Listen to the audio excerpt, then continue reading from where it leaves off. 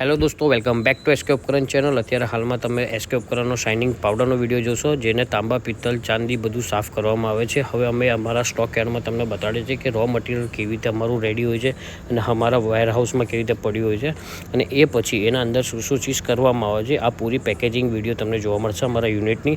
અત્યારે હાલમાં તમે ગ્રાઇન્ડિંગ યુનિટમાં છો, જેનાથી ગ્રાઇન્ડિંગના અંદર શું થાય છે એ બી તમારે બતાડશું કે જે પાવડર હોય એ એકદમ 200 થી 300 મેસના અંદર ગ્રાઇન્ડ થાય, જેનાથી જે બી મટીરિયલ પર આપણે યુઝ કરવાનું હોય તેમાં સ્ક્રેચીસ ના પડે મિત્રો। એના માટે આ તમે જોઈ શકો છો, આ રોલરના અંદર ગ્રાઇન્ડિંગ થાય છે।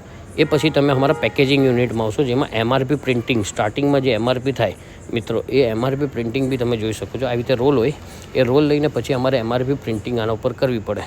જે સાઇઝની એમઆરપી હોય એ ટાઈમ એમઆરપી પ્લસ મેન્યુફેક્ચરિંગ જે ડેટ હોય દોસ્તો એ બી નાખવામાં આવે છે। એ પછી જે પાઉચ પેકેજિંગ મિત્રો થાય છે, અમારું પાઉચ પેકેજિંગનું મશીન છે, જેમાં 50 ગ્રામના પેકિંગ મિત્રો થાય છે અમારા આ પાઉચ પેકિંગ મશીનના અંદર, ને 10ની લડી હોય છે। એ પછી અમારા 10 પીસના બોક્સ હોય છે, જે સ્મોલ બોક્સ છે।